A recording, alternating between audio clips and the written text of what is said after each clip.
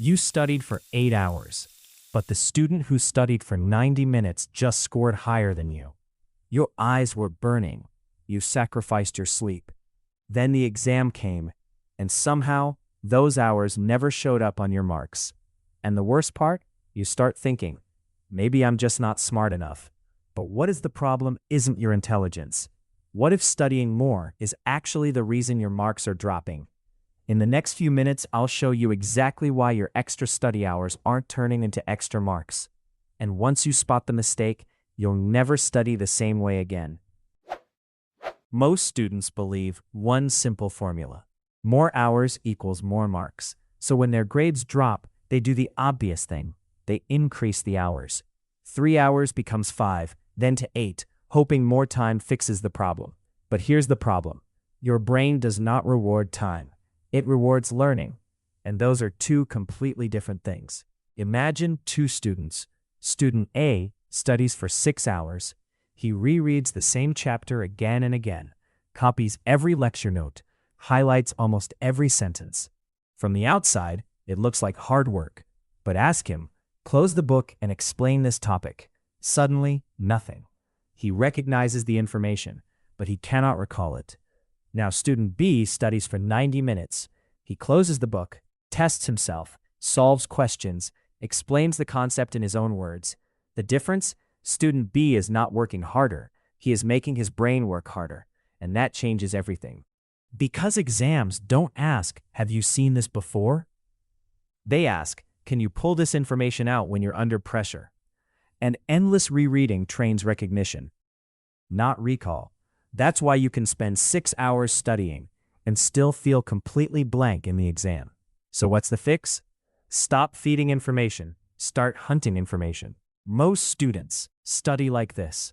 They keep putting information into their brain, but they never check if their brain can actually take it back out. After learning a topic, close the book. Ask yourself, what do I actually remember? Try explaining it. Try solving questions. Try teaching it like you're explaining it to a friend. Because the struggle you feel while trying to remember is exactly what strengthens memory. Remember this, struggle before the exam, so you don't struggle during the exam. But here's something frustrating. Even if you fix your memory and study actively, you can still lose marks. Why? Because you might be spending your best energy on the wrong things. A lot of students treat every chapter like it has equal importance. It doesn't.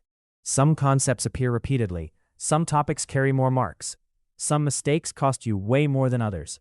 But students waste hours perfecting a tiny topic while ignoring the areas that could actually improve their score.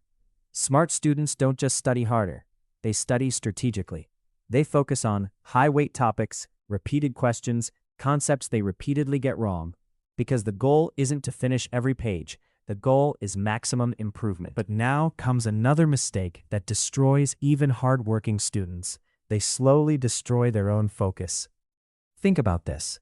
You study for 5 hours in one day, but after hour 2, are you really studying, or are you just sitting there, reading the same sentence, checking your phone, staring at the page?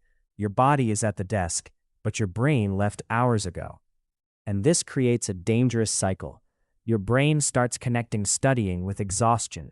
So the next day when you open your book, your brain remembers the pain, not the progress. That's why starting feels harder every day. So instead of forcing endless hours, protect your focus. Use time blocks, 50 minutes of deep work, 10 minutes of real rest, no scrolling, actually recover. But the biggest mistake happens when exams get close. Panic mode begins. I'm behind. I need more hours. So students cut sleep. They study until 2 a.m. And ironically, their brain starts performing worse. Because sleep is not a reward after studying. Sleep is part of studying. That is when your brain organizes and strengthens what you learned. Without it, you are basically saving a file without pressing upload. So stop measuring your studying by hours. Measure it by what you can actually remember. Because the student who studies the longest doesn't always win. The student who learns the most does. Now tell me honestly, do you struggle more with studying for too long or remembering what you studied? Comment below. And if you want to study smarter instead of just longer, subscribe.